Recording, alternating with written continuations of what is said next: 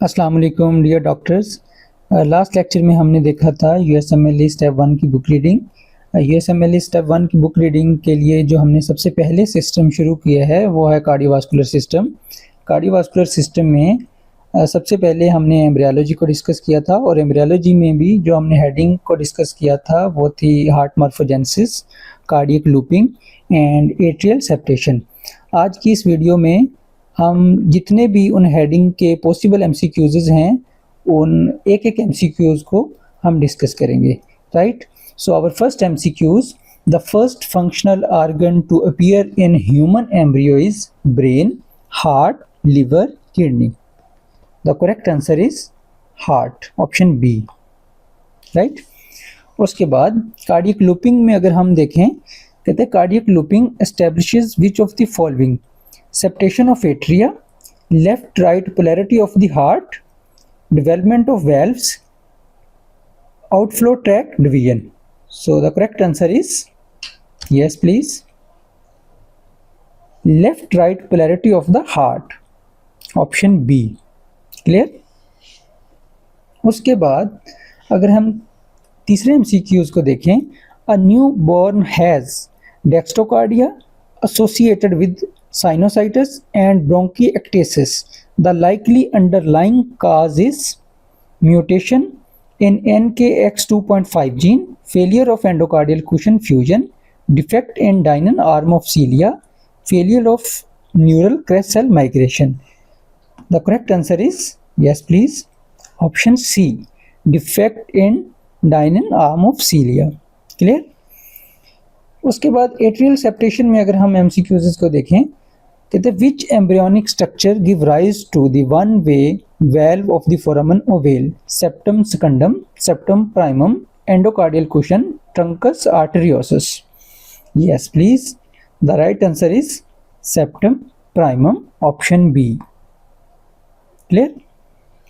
उसके बाद अगर ऑप्शन 5 एमसीक्यूज 5 को देखें, after birth closure of foramen ovale occur primarily because of decreased left atrial pressure, increased right atrial pressure, increased left atrial pressure, increased right ventricular pressure. Yes please, the correct answer is increased left atrial pressure, option C, clear। उसके बाद अगर हम MCQ 6 को देखें, which of the following is true regarding atrial septal development: ostium primum enlarged during septum primum growth, ostium secundum formed due to apoptosis in septum primum, septum secundum formed the valve of foramen ovale, septum primum completely regress after birth. Yes please, the correct answer is ostium secundum formed due to apoptosis in septum primum, option B, clear। उसके बाद अगर हम patent foramen ovale PFO के MCQs को देखें, a patient with a patent foramen ovale is at risk of which complication: left ventricular hypertrophy, Eisenmenger syndrome, paradoxical embolism, pulmonary stenosis. Yes please, the right answer is paradoxical embolism, option C, clear. उसके बाद अगर MCQs 8 को देखें, patent foramen ovale occur due to failure of septum primum to form, failure of septum secundum to form, failure of septum primum and secundum fusion after birth, excessive apoptosis of septum primum. Yes please, the right answer is failure of septum primum and secundum fusion after birth, option C, clear। उसके बाद अगर clinical integration को देखें, MCQs 9, a 6-year-old boy is found to have an atrial septal defect.